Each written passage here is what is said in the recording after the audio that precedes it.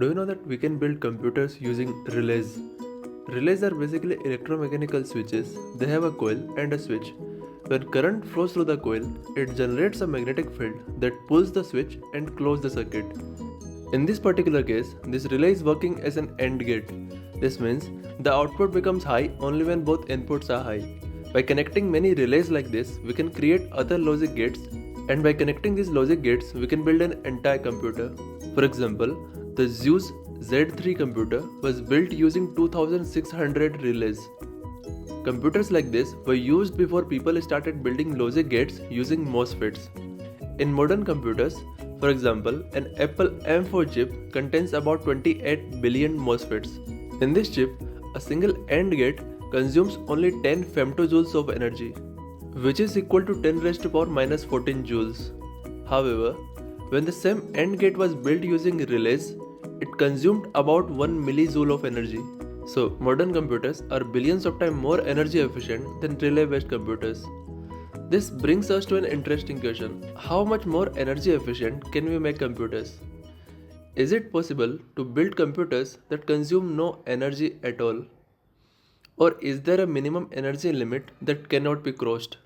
Just like the speed of light sets a maximum limit for speed, is there a fundamental limit set by laws of physics on minimum energy for an AND gate to operate?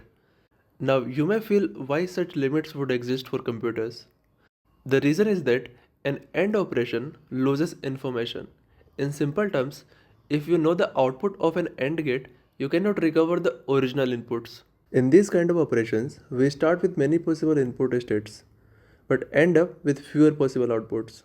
When that happens, the entropy of the system decreases. Entropy basically is a measure of randomness in a system.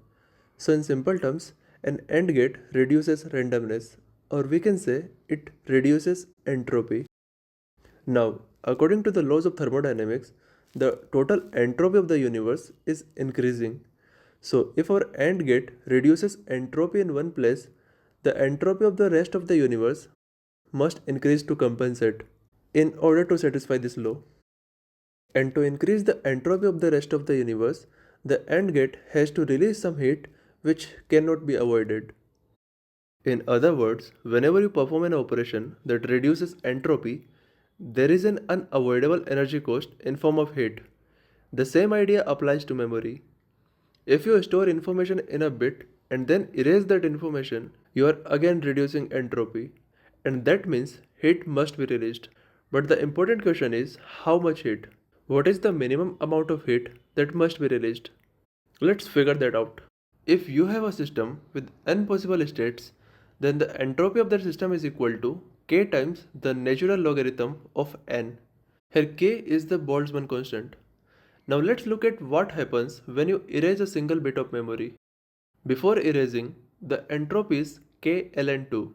After erasing, the system has only one possible state.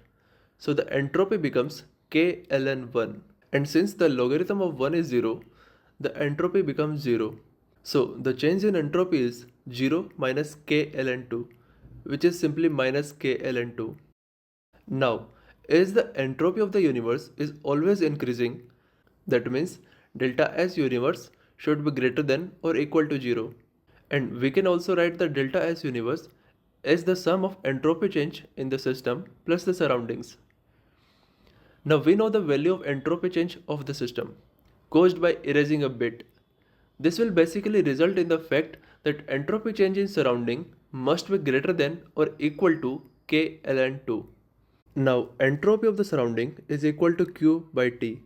Here Q is the amount of heat released into the surrounding and T is the absolute temperature. If we do the calculations here, we find that the heat released must be greater than kT ln 2. At room temperature, this value is equal to 2.8 times 10 raised to power minus 21. So, to erase just one bit of memory, you need at least 2.8 times 10 raised to power minus 21 joules of energy. And for an AND gate which has 4 input states and 2 output states, this means the entropy at the input is k ln 4 while the entropy at the output is k ln 2.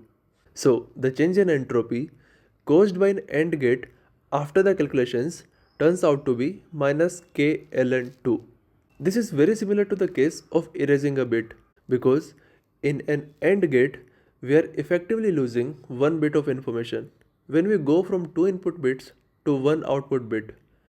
So similar to the previous case, the change in entropy of the surrounding must be greater than or equal to k ln 2, which imposes a fundamental minimum energy limit required to perform the AND operation. So this loss of information from 4 possible states to 2 possible states requires an AND gate to release a minimum 2.8 times 10 raised to power minus 21 joules of energy. And as of now, we are a lot far from that limit. And this fundamental limit is known as the Landauer limit. Now let's do one thought experiment. We know that an AND gate reduces entropy while doing computation. But what if we could build a system that increases its entropy while computing? Yes, I am talking about the brain. The random thermal noise in the brain can make signals inside a neuron noisy. Instead of being a problem, many scientists believe that the brain actually uses this randomness to perform computation. This is one of the reasons why companies like IBM use pseudo-random number generators in their neuromorphic computing chips. However, there is an important difference. In the brain, this randomness comes naturally from the environment and thermal noise. But in neuromorphic chips, the randomness is generated using fixed sequence of random numbers, and generating these sequences still consume power. But in the brain, this increase in entropy because of randomness can actually make computation more efficient. As the brain's entropy increases, the entropy of the surrounding environment must decrease, which means heat flows into the brain so that the total entropy of the universe continues to increase.